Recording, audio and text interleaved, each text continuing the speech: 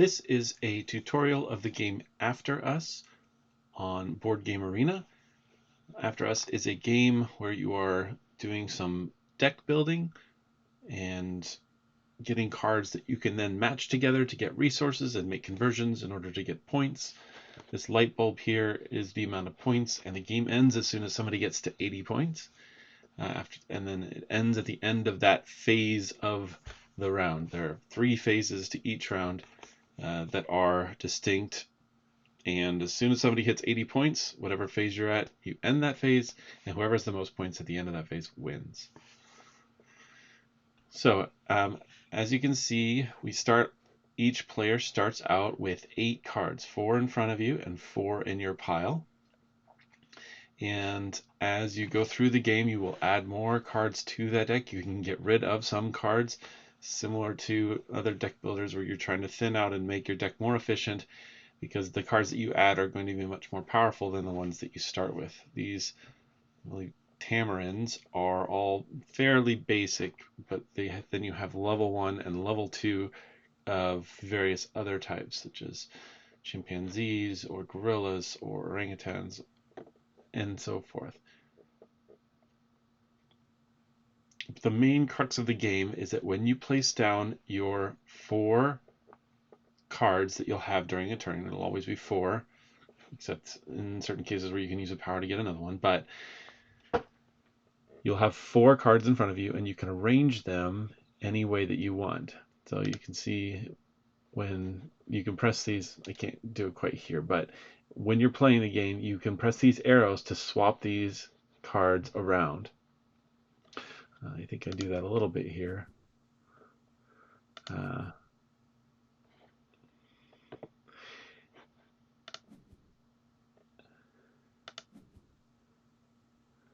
So I swap these around again, and the replay doesn't quite show that, but the reason I swap it around is because whenever you get a complete box like this, that means you get whatever's in that box, or you get to use whatever in that box in order to gain some sort of benefit or convert some resources into others or resources into points. There are 4 types of resources. You have flowers that are blue, fruits that are orange, grains that are black, grayish, and energy that look like batteries. And all 4 of those give you certain benefits. It can be used in certain ways.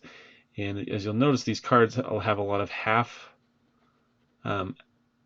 rectangles here. Like this one here has a half rectangle, and these 2 half rectangles combine to make a whole rectangle. Whenever you have a whole rectangle or square, you get anything that's in that, and you get to activate that square.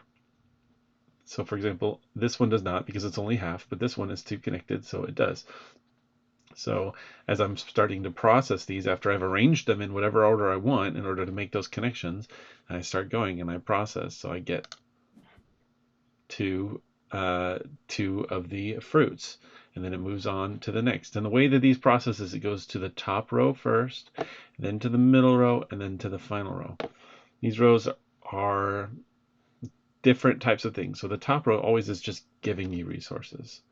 Now notice sometimes you don't have to make a connection to get a resource. Like this card just gives you an orange no matter what. But most of the time you have to connect it with others in order to get that resources. So the top row will always be resources, and you'll go from left to right and get all of the resources that are lifted up there.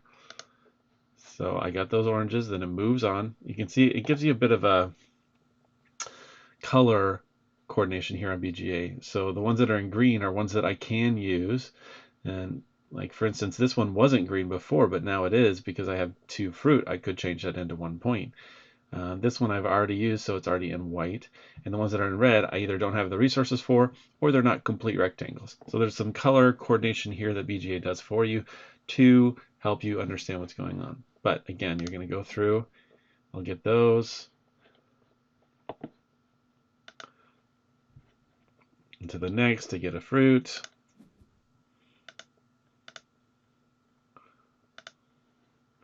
And then I don't get either of these because they're not connected to anything, and then it comes down here. And now I can decide, do I want to spend 2 fruit to get 1 point. And then I don't have 2 grains, so I won't be able to use it there. But I will just get a free point from this one. The third row, so the first row is all resources. The second row is mostly about giving you ways to get points, spending resources to get points. And the third row, so in these basic cards, you don't have any end, like left or right side parts on these beginner cards. Where you will find those is in these better cards. You'll find right-hand side cards. And each of the different types will typically give you a certain type of benefit, and those are mostly found on the third row. And we'll jump ahead here in a minute to kind of show what that means. But so none of these third row ones are connecting, and they won't until you start adding in some of these new cards. So we'll go through that. I believe I did skip this one, but I did get the 1 point. So I ended up with 1 point, 1 blue, 3 fruits, and 1 grain at the end of the turn. It turns out I probably could have moved this one over here to get those 2 blues, and it wouldn't have cost me anything because I wasn't getting anything over there. So I messed up a bit. That's part of that beginning phase, is understanding how you can maximize both what you're looking for and what you're able to get. So once you're through all of that, you confirm. You can cancel all of your moves if, in BGA you can rewind, but once you're done with the phase, you can't go back. And then you go into phase 2. Phase 2, you use one of these 4 tokens. You can see there's the mandrills, the orangutan, the gorillas, and the chimpanzees. These give you 2 things. First of all, there's a benefit at the top that they give you. So the mandrill gives you 2 points. This gives you 2 energy. This one gives you 2 rage. We'll talk about what that means in a bit. And this one lets you redo one of the boxes that you already have done in the past. So I can go back to any of these gray boxes that I've already passed through and redo it again if I choose this one. Then the other thing that these chips give you is the ability to buy a card of that type from the deck, and it costs 3 to buy a level 1 card and 6 of a type to buy a 2 card. So if I chose this blue one here, I would need 3 to buy a level 1 card, or 6 flowers to buy a level 2. And I do have 3 fruits, so I believe I ended up choosing the orangutan so I could get a new card for that. And it also gave me the 2 energy there. Now your neighbors, the other players will also choose a chip. And one thing that you can do, this is probably the only way of interacting with your neighbors, is you can pay 2 of the same resource to use their special ability as well. So if I wanted to use that chimpanzee ability, I could pay 2 resources to do that and run one of mine as well. So then once those are done,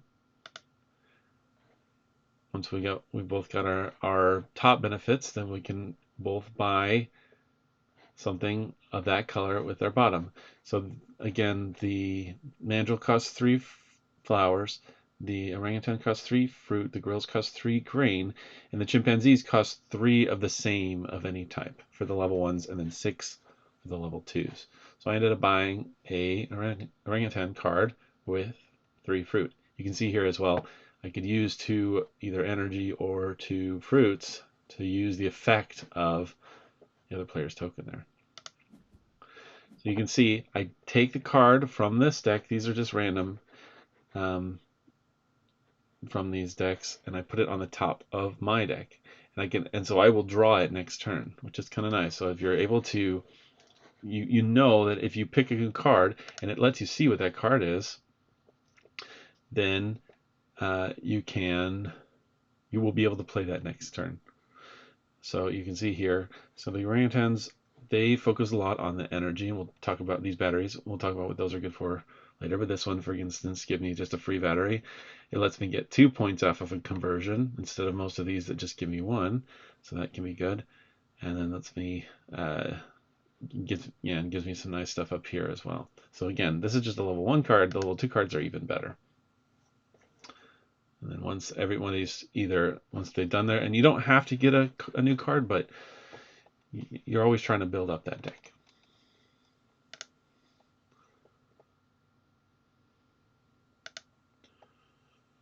And then you get your new 4 cards, and it starts over again. And now you can rearrange and figure out the best possible way to do that. So, for example, like I'd love to get this 2 somewhere where I can spend something to get 2 points. I don't have anything on the 3rd row that's going to help me, but I can start working on that. Okay, a couple things that we're going to talk about. First is energy and then rage. So energy, these batteries, besides letting you spend them to buy by chimpanzee cards, because that's one of the types you can use, or using other people's chip powers, you can also, there's 3 objects that will be chosen. There's out of, I believe, 10 or 12 that are options. There are 3 that are chosen randomly. These allow you to spend energy to do special powers. Some are very straightforward, like this one, you just spend 5 energy and you get 5 points, which is kind of nice to convert it if you've got an excess of energy. This one here lets you spend 2 energy to get rid of one of your cards and bring in a new card. And this one lets you, with 6 or 9 energy, actually get a new card in addition to the one you're buying with the chip. So that one can be really nice, but it does cost a lot of energy. Each of these will have different phases. That's what this P1, P1, 2, 3, where you can use it. So this one can only be used in phase 1, this one only in phase 2, but this one can be used in any phase. So that phase 3, it doesn't really, you don't really do much. It's just resting, where you're cleaning up all your cards and you're drawing 4 new ones. But things can happen in that last phase, and if there's an option to do that, it will give you the option here in BGA. So that is energy. It can be used to buy these cards, or it can be used to trigger these objects, they're called. Rage. So the rage meter is shown here.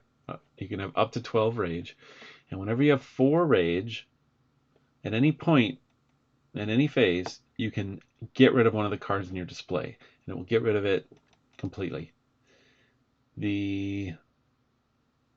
Obviously, the benefit of that, it's a deck building game, right? So the more that you're able to get rid of, the more of the non-powerful ones that you can get rid of, the more powerful cards you're going to see and more frequently.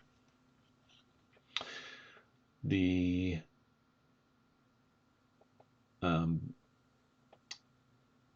other thing that you do with rage is whenever you get rid of a card with rage, you spend that for rage, and then you get whatever benefit is here in the top right.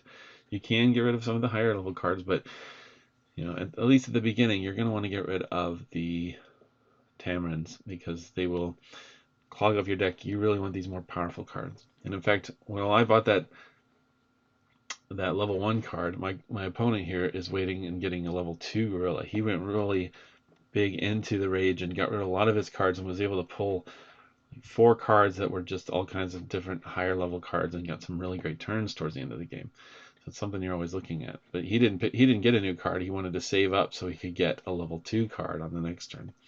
Something to consider.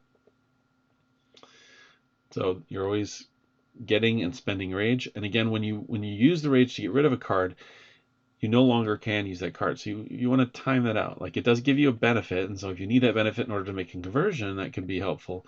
But like, if I got rid of this card right here, I would no longer get the battery or this rectangle here if I had not processed it already. I could process it, then get rid of it after I've gone through this to get that extra flower, and then keep going, and it wouldn't affect things. Whenever you want to do that in BGA, you just click on, if you haven't enough rage, you just click on the little rage button on the card that you want to get rid of, and it will use that 4 to do it. All right, I'm going to skip a little forward so you can see some of the other cards. I'm going to show a couple of the other traits, but mostly that is how we play. Okay, you can see here, it's a bit later in the game, I've got some much nicer cards. Some level 1 cards here, and even a level 2 card. and they again give you lots of different things. And so a couple I wanted to show you. So the different colors of these cards usually focus on different things. The mandrills typically get you points. The orangutans usually get you energy. The gorillas get you a lot of rage, and the chimpanzees let you redo other actions that you've already done a lot. It's typically what those cards focus on. However, so you'd think, well, if I just should just go in all in on one particular, and that is a strategy for sure. But there are some benefits that you can get from having a little bit more variety in it. So you'll see sometimes something that says like 3 and then the not equal sign and 1 point here. And this is basically saying if you have 3 different types of cards uh, of animal cards, you get a point for it. Again, here, if I just have 3 different types, which I do, I have a gorilla, a chimpanzee, and a mandrill, then you just get 2 points. Here again, 1 point. Sometimes you'll see this little minus sign here. That just means there's no cost. And so for free, I can just get 3 points. That's a really nice little benefit to that one. And then you'll see some of these with the, like on the chimpanzee cards, especially with a little circle here. That just means if you spend 1 battery, you can go and redo it again. I think in this case, I redid the free for 3 points because it just gave me 3 points for free, which was really nice. There is also one more symbol where it is a little hand symbol, like this hand symbol here. It'll be like 1 per hand, and that just means you can get a point per different type of animal that you have in your display. Again, continue through, try to thin out your deck, get lots of nice cards. Again, the level 2 cards get really useful. I think I focused more on getting cards every turn, and so I had a lot of level 1 cards, whereas my opponent here had a lot of level 2 cards and was just towards the end really getting these powerful turns. But yeah, overall you just build up that engine and get lots of resources and try to get to 80 points as quickly as possible. Right, that is After Us. Hope this was helpful.